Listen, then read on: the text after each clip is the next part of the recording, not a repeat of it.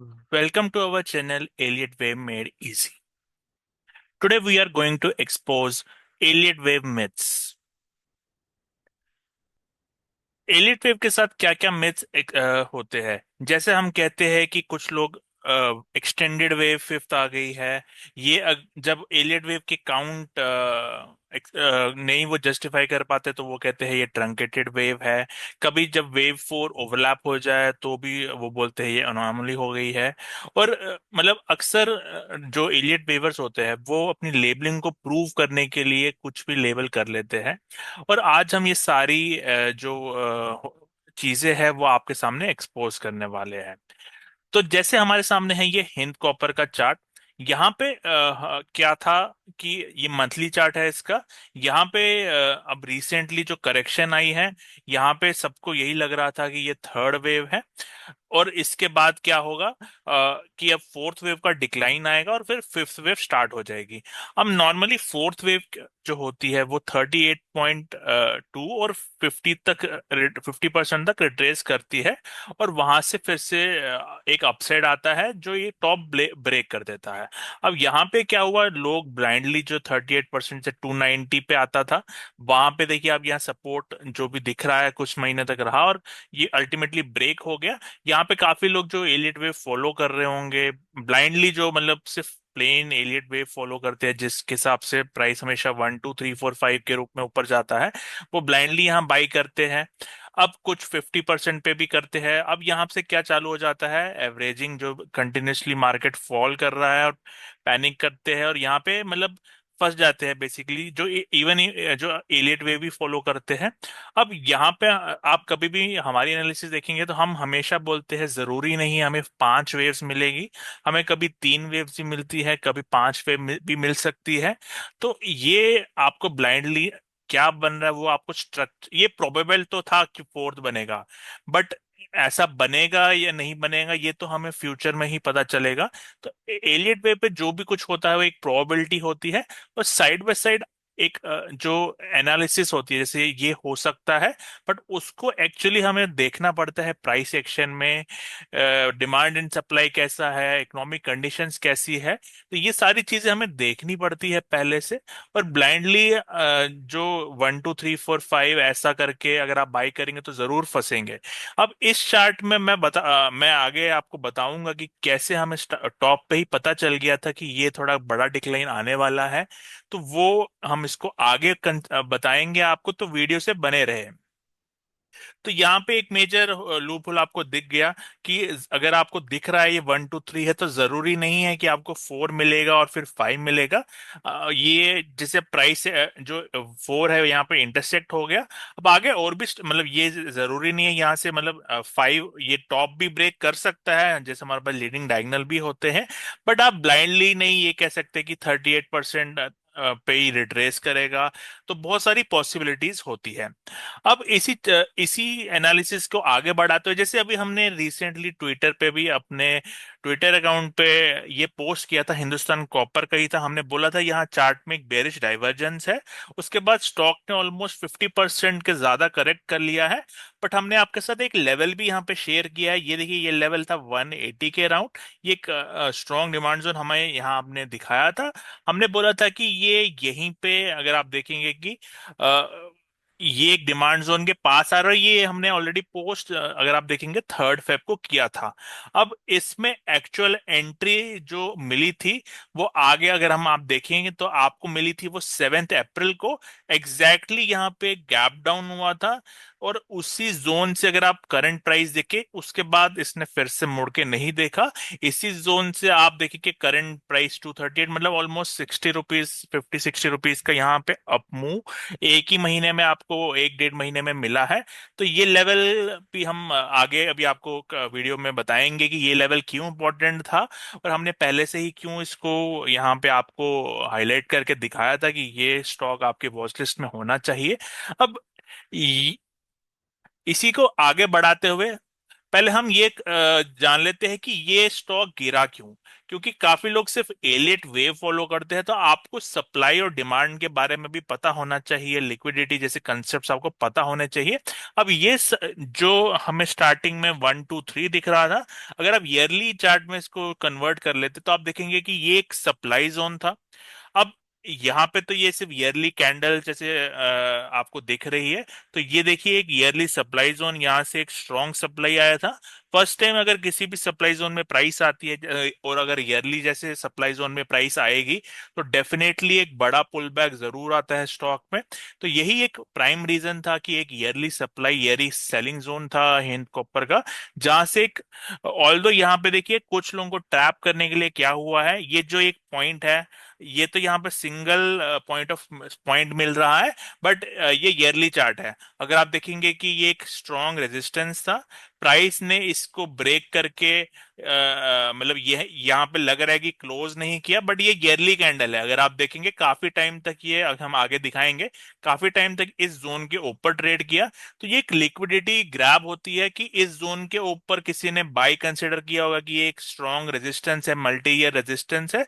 Ultimately हो क्या रहा है, एक रेजिस्टेंस ब्रेक करके, लेकिन ऊपर एक सप्लाई है जहां पे प्राइस आके, अगर आप इसको और नैरो डाउन करेंगे तो आपको एग्जैक्ट पॉइंट भी मिल जाएगा कि यहीं से क्यों सप्लाई आया है। बट एक ओवरऑल पर्सपेक्टिव बताने के लिए हम, ये पॉइंट है कि ये सप्लाई जोन है, यहाँ पे हमें बाई नहीं कंसिडर करना, अनलेस एंड अनटिल हम कुछ और साइंस देखेंगे जो अभी हम बात करेंगे। तो हमें पता चल गया कि इस जोन से सेलिंग क्यों आई थी, और यहाँ पे एक लिक्विडिटी हंट जो बोलते हैं वो हुआ था। अब इसको आगे बढ़ाते हैं हम। तो यहाँ पे अब जैसे मैंने बोला आपको कि ये वो लाइन है जहां, जो अब हम अभी हम देख रहे थे, उसके आप देख सकते हैं उसके ऊपर एक ऐसा लग रहा है कि प्राइस ने एक ब्रेकआउट दे दिया है। अब ये ब्रेकआउट तो लग रहा है इस कैंडल में, बट ये क्या है, ये सारा जो जोन, एक हाईलाइटेड जोन है, ये एक है ईयरली सप्लाई। अब ईयरली सप्लाई है, यहाँ पे हम और पॉइंट्स ऐड कर लेते हैं। जैसे अगर आप चार्ट में देखिए, ये मैकडी आपको दिख रहा है कि मैकडी यहाँ पे चीख चीख के बोल रहा है कि एक बेरिश डाइवर्जेंस है चार्ट में, मोमेंटम कम हो चुका है। तो यहाँ पे हमारा दूसरा जो चीज है कि लोग प्राइस एक्शन ब्लाइंडली, जैसे एलियट वेव वाले भी मोस्टली इंडिकेटर्स नहीं फॉलो करते, वो जस्ट वेव्स का करेक्शन देखते हैं। जैसे ये 1 2 3 4 5 आपको दिख रहा है, तो वो उस हिसाब से बोलेंगे यहाँ पे टेम्पररी एक करेक्शन आएगा और उसके बाद बाउंस करेगा। बट यहाँ पे क्या हुआ, एक मतलब ये ईयरली सप्लाई में प्राइस आई है, एक डिमांड जोन टूटा है, वीकली डिमांड जोन जो है वो टूटा है। पर आप देखेंगे इस अप मूव में उसके बाद कभी भी प्राइस ने एक सप्लाई नहीं तोड़ा। जैसे यहाँ पे प्राइस आई, यहाँ पे एक सप्लाई था, वो वहां पे प्राइस आई, उसके बाद कभी भी ऐसा नहीं हुआ कि प्राइस ने जो यहाँ से यहाँ तक एक फॉल दिखाया है, कोई वीकली सप्लाई दोबारा तोड़ा हो प्राइस ने, ऐसा कभी नहीं किया। तो ये मतलब ये एक साइन हो सकता है कि हमें बाई नहीं देखना, क्योंकि हमें वेट करना चाहिए। जो आगे का सप्लाई अगर प्राइस तोड़ रही है तो इसी का मतलब ये होता है कि डिमांड स्ट्रांग हो गई है। लेकिन अभी तक हमें इस चार्ट में ऐसा नहीं दिखा था कि जो ये टॉप से फॉल आया, यहाँ पे हमें कभी भी नहीं दिखा कि प्राइस ने एक सप्लाई जोन ब्रेक किया है। अब ये हमें दूसरा पॉइंट मिल गया, एक ईयरली सप्लाई था। फिर सेकंड पॉइंट हमें मिल गया कि यहाँ वीकली चार्ट में आप देखेंगे एक बेरिश डाइवर्जेंस भी है। तो ये सारे पॉइंट्स हमें चीख चीख के कह रहे हैं कि यहाँ से फॉल आने वाला है। तो अब इसी को आगे बढ़ाते हैं। अब यहाँ पे जो हमने डिमांड जोन दिया था वो क्यों वर्क किया, इससे पहले कोई डिमांड जोन था क्या? अगर आप यहाँ पे देखिए, यहाँ पे इस प्राइस सेक्शन में वेयरली वीकली चार्ट में सिर्फ दो डिमांड जोन थे। एक डिमांड जोन तो था जो ये पॉइंट है, ये पॉइंट में भी प्राइस आया है, मूवमेंट दिया है। और दूसरा जो डिमांड जोन है जो हमने हाईलाइट किया है वो ये वाला है। तो ये वाला में अच्छा मूवमेंट आया, ऑल्दो यहाँ से भी मूवमेंट आया है। तो डिमांड जोन ऐसे होते हैं कि वर्क करते हैं, वीकली का है तो थोड़ा टाइम लेके वर्क करते हैं। बट इसमें एक आपको, अब यहाँ पे एलियट वेव का काम यहाँ पे आ जाता है। जैसे ये डिमांड जोन है, यहाँ पे आप देखेंगे टॉप से कैसा, मैंने अक्सर अपने एलियट वेव ट्यूटोरियल्स में भी ये कहा है, हमें अगर करेक्शन है तो करेक्शन, यहाँ से आपको स्ट्रॉन्ग मूव मिला है डाउन साइड का, ठीक है, ये हो गया हमारा इम्पल्स। अब इम्पल्स ने डिमांड में एंट्री की है, मतलब ये अपोजिंग इम्पल्स है, यहाँ पे डिमांड जोन से क्या पुल बैक आ रहा है। अब पुल बैक अगर थ्री वे पुल बैक है, ये ए बी सी ही है, राइट। तो ये एबीसी क्या होता है, करेक्टिव स्ट्रक्चर है। आपको लेफ्ट साइड से एक इम्पल्स डाउन मिला, उसके बाद आपको एबीसी करेक्टिव स्ट्रक्चर मिला। तो हमने अक्सर बोला है impulse followed by A correction. इसका क्या मतलब है, एक और इम्पल्स आएगा। अब आप वहीं से देखिए टॉप, यहाँ पे हमें पता चल गया कि ये स्ट्रक्चर ट्रेंड कंटिन्यूएशन स्ट्रक्चर ही है। यहाँ पे कोई अपसाइड अभी नहीं आएगा, और इसके बाद एक अच्छा डाउन मूव आया है। बट अब यहाँ पे सेकेंड टाइम पे जब प्राइस आई है, तो एक तो ये काफी दूर हो गया ये पॉइंट। दूसरा पॉइंट ये है कि ये जब ये एबीसी जो ये स्ट्रक्चर है, आप देखेंगे ये जो ये फॉल आया है, ये भी कोई स्ट्रॉन्ग इम्पल्स नहीं है। देखिए कितना स्लो एंड स्टेडी मूव आ रही है। तो ये एक और साइन हो जाता है कि प्राइस पुल बैक अच्छा दे सकती है डिमांड जोन से। तो एक और पॉइंट क्या है, अगर आप यहाँ पे डेली चार्ट में आ जाएंगे तो यहाँ पे आपको एक बुलिश डाइवर्जेंस दिखेगा। तो वो आपको एक और एक पॉइंट मिल जाता है कि यहाँ से अप मूव आ सकता है। अब आप बोलेंगे कि अगर यहां से अप मूव नहीं आया तो क्या। अगर आप देखेंगे टॉप से 50% ऑलरेडी गिर गया है। यहाँ पे बेरिश बुलिश डाइवर्जेंस है आपके चार्ट में। तो अगर यहां से और फॉल आता भी है, जैसे आप बाई चांस डिमांड जोन पे यहाँ बाई करते हैं और आपको और फॉल मिलता भी है, बट वो जितना फॉल और आएगा तो उसमें आपको बाइंग अपॉर्चुनिटी और मिलेगी। जैसे क्योंकि क्या होगा कि अगर एक बार चार्ट में डाइवर्जेंस बुलिश डाइवर्जेंस आ जाता है, तो उसके बाद एक बड़ा करेक्शन मतलब अप मूव आना ही पड़ेगा उसको, क्योंकि चार्ट में ओवरसोल्ड हो जाता है।